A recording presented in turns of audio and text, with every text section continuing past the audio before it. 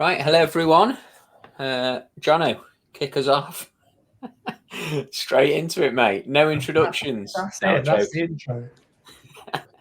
After all this, they've been waiting months and months and months, and that's it. Probably worth saying that we're just going to preview day one first and give everybody Nah, a they'll couple of know. silly horses each, and maybe a horse that we're going to lay. Maybe just tell everybody what we're going to do. Crack on with it. You're going to be waffling for hours. I'll put that. It's day one. 2 tips, 1 lay each. Let's go. Perfect. Go. Right. Well, day one. Firstly, I'm just going to say, treating the prices now, this is the worst time to be backing a horse. So to be thinking, right, I'm going to be backing this horse right now. Most people haven't done this, but yeah, just got to say, we can pretty much tear apart every price right now because it's too late really to get involved, and you really better waiting for the day now. And on that wonderful, you should probably turn the podcast off. But anyway, I'm going to start with actually who I was going to lay on day one. I think it's quite tough actually. The 2 horses I really wanted to lay, Honeysuckle being one, and Facile Vega. They're the 2. But I'm actually been talking myself out of laying them. I mean, starting with Honeysuckle, really, really against her. I don't like the fact they've dropped her in what is on paper. Well, the mare's race on paper, the race is an easier race. It's obviously a hot race this year. Marie's Rock, I would have her clear favourite. I don't think she's going to go. All the vibes sound like she's going to step up for the stayers. So on that basis, I do think it does maybe bring Honeysuckle into play. I mean, Epatante, she may run again, slight question marks. But if you think Honeysuckle's regressed, Honeysuckle's had Epatante's number every single time. So it is hard to they're the same age. It's hard to be too bullish that the Henderson mare will get the better. Obviously, Brandy Love was quite poor, I thought. You can make excuses. I expected better. I know she will probably come on for the run. And it actually starts. She was 25 kilos overweight for that run, by the way, Jono. Yeah, I was still disappointed, I've got to say. I fully expected to come on for that run.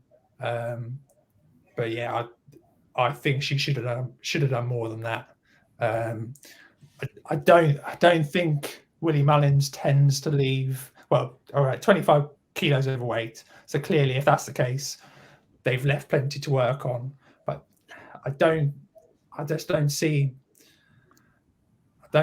her coming on and probably being the horse that a lot of people thought she was based on her novice season. But we'll see. So Honeysuckle then actually starts not to become an obvious lay.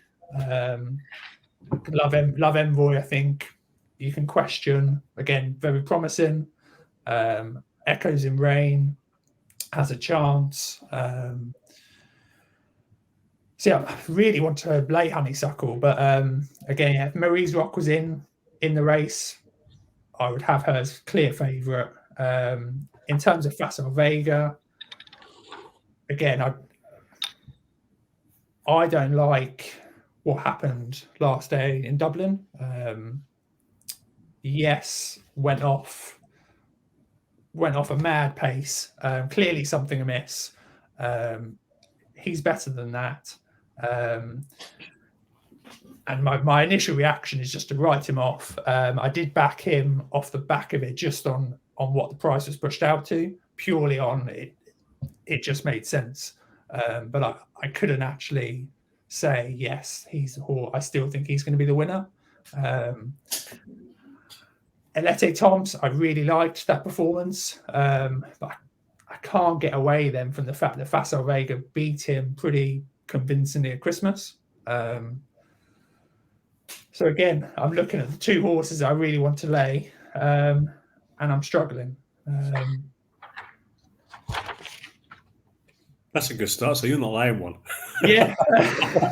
So on that basis, yeah, to be honest, I will stop. Well, they're the two I want to lay. Don't have the balls to lay them. Frankly, I'm going to go in with the best bet of day one, which is Gaillard de Manille, 11-8. It's obvious, blindingly obvious, but yeah, I just think he's got everything going for him. Bits of kind of run wild Fred about him in terms of the experience, obviously the Irish national last year, but I think he is better than that. And the key thing is, I don't think there's someone as classy as Statler in the race. In the end, in hindsight, that was a mismatch. I know plenty on the forum were on Run Wild Fred, me included. But yeah, I don't see the competition in Gaillard de Manille. He had the beating of Churchtown Warrior over Christmas, emphatically as well. That form from the 10 up with Marla Mission they look to be well held by that. Chemical Energy, I've backed because it's a likely Gordon runner. I think he's got a huge step up, to be honest. That race he won over at Cheltenham was shocking. Fell apart, 3-runner race. And he had, again, he might come on from his reappearance a few weeks back. He should do. But yeah, I think Gaillard de Manille is in another league to these. So yeah, I'll go with the blindingly obvious for him as the best bet. I'm not going to lay anything. Don't have the balls for that. And so no lay, and then 11-8. 11-8. What's his 11-8 winner? No lay, and what are you tipping next? Constitution Hill. I do like him, you know. I do like him. I think he's going to win. I wanted to save that one, Kev. Come on, that's going to be my big nap of the festival. Hey, I've got 2 kids. One of them's got chicken pox and one's 10 weeks old. I don't have time for this. Fair enough, mate. Fair enough. Okay. Someone's got to do better than me. I've got better for the rest of the days. Don't you worry. Yeah, I reckon that might be hard. I'm going to jump in because I would, at the moment, at the price now, lay, or he'd definitely be the one I'd take on Facile Vega. Only because, not that obviously he can win. I think just at the moment, though, it's just relying on stable vibes. I think the best piece of actual form, he got turned over by Elite Tom. I think that's the best bit of form that we've seen so far. So I just think it'll be bigger on the day as well. Like that money might come from it, but at some point they'll get a bit more aggressive with this field, I think, and you'll be able to get bigger than the 10-3. I think he is at the moment. I don't know what he is on the exchange. Not one that I actually in real life will be laying at odds like that, but I can't forgive Dungwib for this bumper winners going into the Supreme. Like Dungwib still owes me 50 quid from back whenever that was, so I'm just that'd be the one I'd take on. I just think Willie's had enough where he's just so deep in races now that, as we saw at the Dublin Race Festival, even when he doesn't win, he's still picking it up with something else, and he's got enough horses in there that I like, and there's enough behind him that I like, that I would take him on, as opposed to, I thought as well about Honeysuckle, and again, I like a lot in behind her, but she is just classy. And I thought about Gaillard de Manille as a lay as well, but then there just isn't much in behind, really. Like, the biggest danger is probably Mr. Coffee, and he's just good at coming second. That's his whole vibe. So that'd be the one I'd take on. The one that I did want to tip, got a stat for you, a trend. 100% of Ollie Murphy's runners in the Supreme have placed. All 2 of them. There's been 2 ever, and they both placed in the same year. Itchy Feet and for the same connections, Thomas Darby. And I really liked Chasing Fire. I think it's obviously this is not my strongest selection of the week by a long way. And I think he'll be a bigger price between the festival than he is now. I think he's 18-1 best price now. But I think he's just the way he's gone about it's fine, like good. There's nothing crazy about his form that'd get you too excited, and nothing's come out and done particularly well. There was excuses for the one he beat last time. Made a mistake at the second and the third. The Nichols horse that I've forgotten the name of got beat by something fairly average. But anyway, there's nothing that exciting in the form. But I just like the way he's gone about things. So hopefully Diana Watley can have another winner like the lovely Minora. And but yeah, just Ollie Murphy. I think he'll have strong leader as well, won't he? So history might repeat itself each way. Chasing Fire. That's the first one I could see. And the other bet I like on the day at the moment, I think Punta del Este in the Boodles been given 1-2-6 for that run last time. Bo Zenith was 4 lengths ahead of him, but he's rated £7 higher, and I know Bo Zenith will be fancied wherever he turns up because people tie in that Blood Destiny form from France. I'd fancy him to turn that form around. Obviously, he's unexposed over here.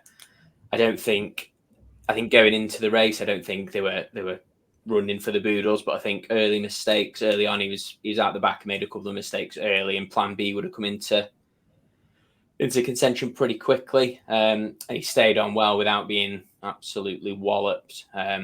So I think there's some improvement to come from him. So it's obviously a really tough race, the Boodles, not one that I'm expecting to pick the winner of from one selection, but a skeleton horse, maybe Paul will know a bit more about how much he's fancy, but I like him.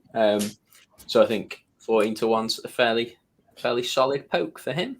I think they're two reasonable selections, Kev. I think in terms of Bo Zenith and Punta del Este, Bo Zenith was clearly running on merit, and the intention was for him to run in the Triumph. He still will, because they're not going to go and try and get another run in now, I wouldn't think. So, in fact, he's had 3 runs, hasn't he? So he could run in the Boodles now, I think. Mm-hmm. Yeah, I think so. Yeah. But that's certainly not the intention. They've got Perseus Way in the same ownership, haven't they? So that one's definitely going Boodles, and only had that entry. Punta del Este, I don't know specifically. I haven't spoken to Dan about it, but I actually did assume pre-race that he may not be running for a Triumph entry and maybe running for a Boodles entry. But whether it was coincidence it turned out that way or not, I don't know. You're right. He did make a couple of mistakes. That would worry me anyway for a Triumph. It doesn't fill me full of confidence for a Boodles, really. But there's clearly a talent there with that horse, and he'll probably come on for that run. So I think he's probably a reasonable shout. I really do. Cool. That's day one. And I found that the hardest day, to be fair. The others I've rattled through pretty easy. So it's because we study day one over and over again, don't we? I would guess that's probably the reason you found day one hard, Kevin. You rattled through the other 3 days because you found day one hard. And you just thought, I'll rattle through the next 3 days. That's the way you normally think. Yeah, no, totally. Yeah. So did you do a lay, Kev? I can't remember. Yes, Facile Vega. Facile Vega. Yeah. So I would, yeah. So I was thinking.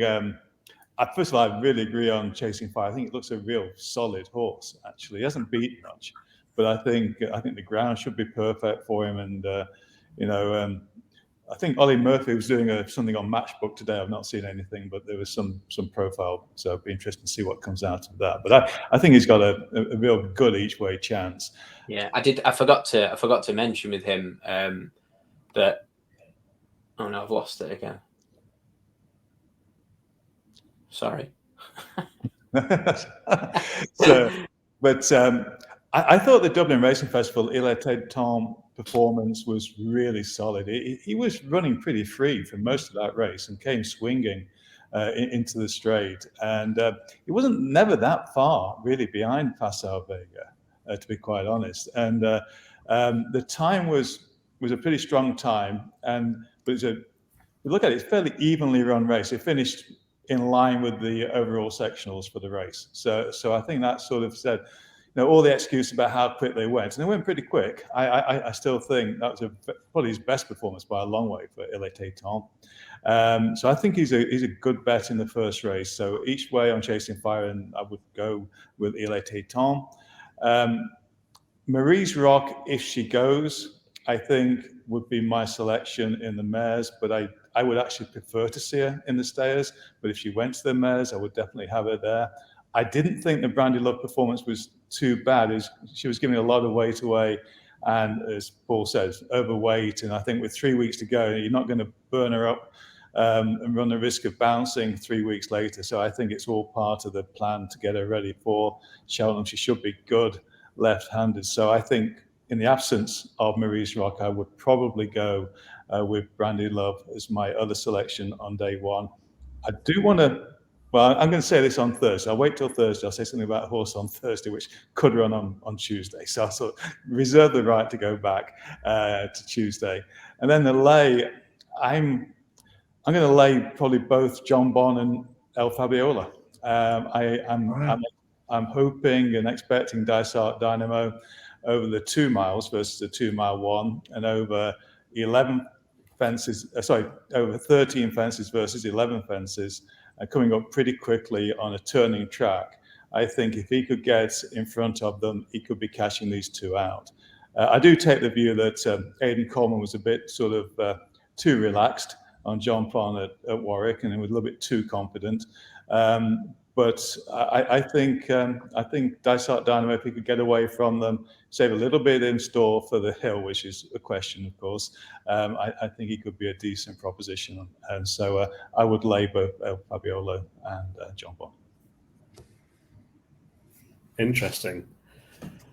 In terms of, actually, that's quite interesting, because I almost considered doing the same thing, Paul, because I do like Dysart Dynamo. I think he just went off way too quick last time. There was no way he was going to last home, and I know he's a free runner, but I think there was no restraint there at all. He just ran way too free, and for all the reasons you said, actually, I think he is absolutely in the mix.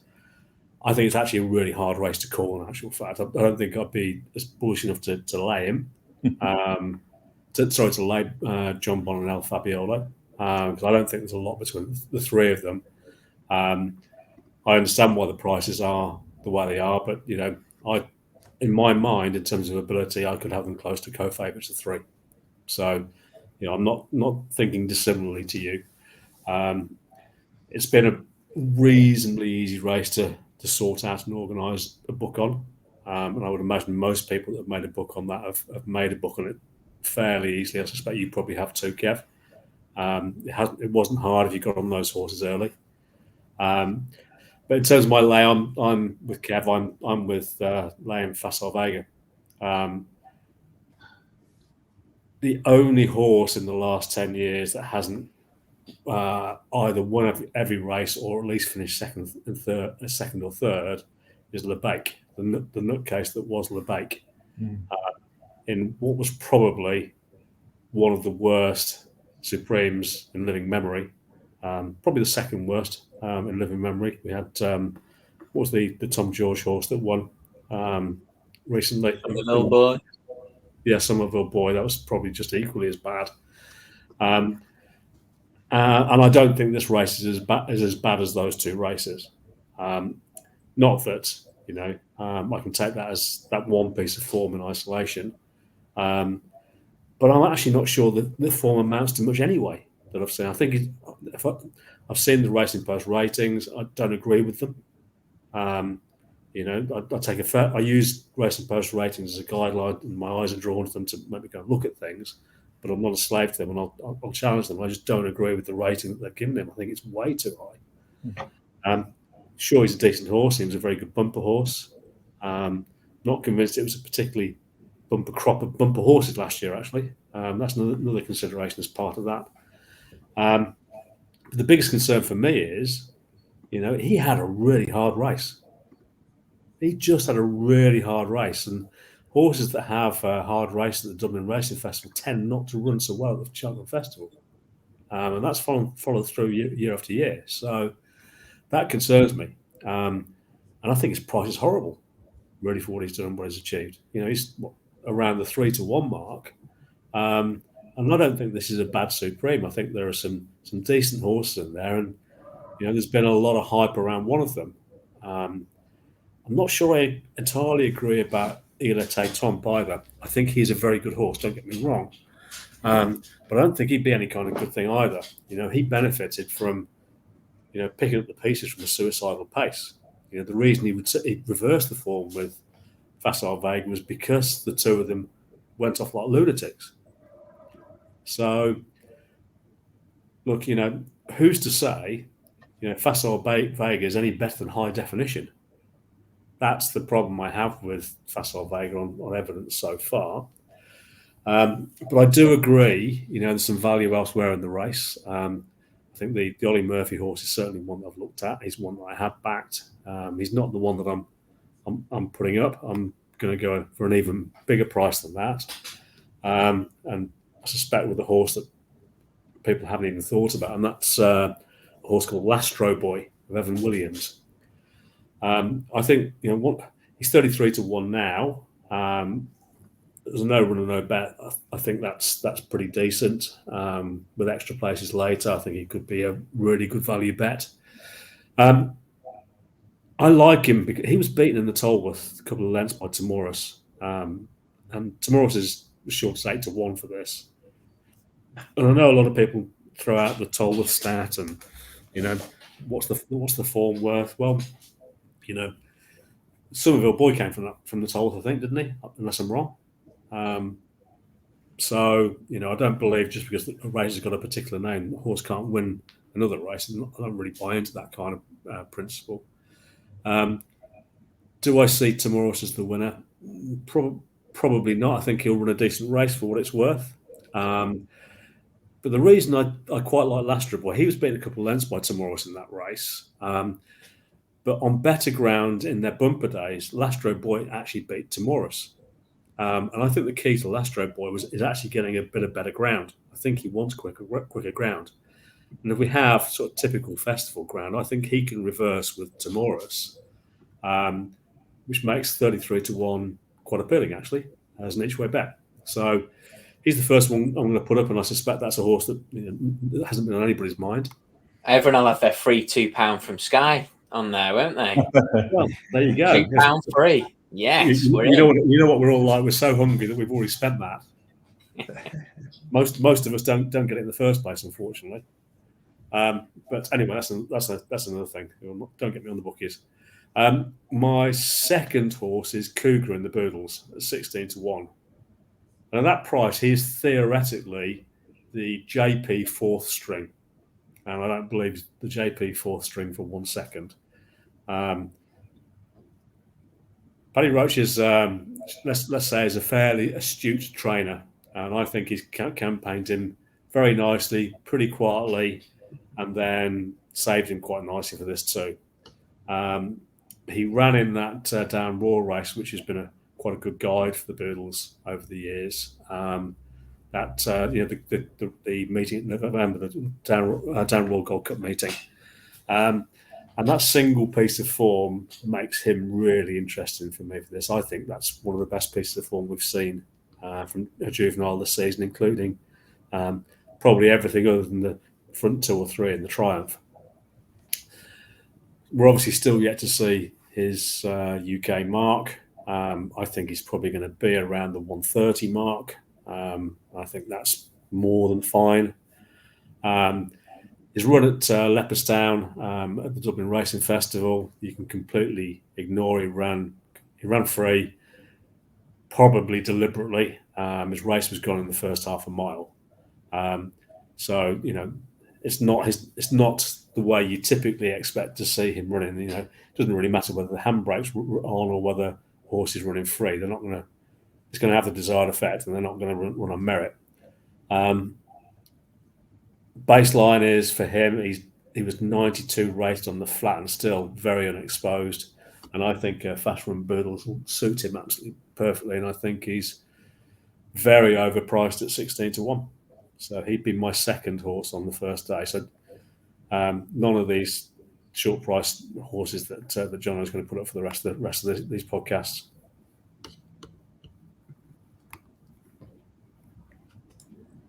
Nothing to say there, Johnny. I'll start off with the winner. Gaillard de Menil. You have the long shots. That probably is the only winner that we've mentioned. Yeah, go on, you can use the you can't eat value line if you want. I know the viewers won't have been on Gaillard de Menil as well, so it's a fresh look at the race. Literally everyone that watches this will already be on Gaillard de Menil at bigger than 11 to 8. They'll have turned off the whole thing purely because I've opened showing up.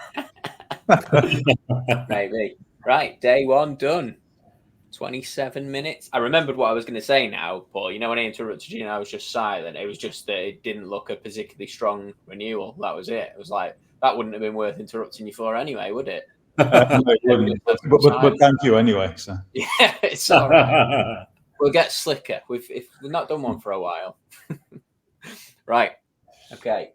Day one done. Well done, guys.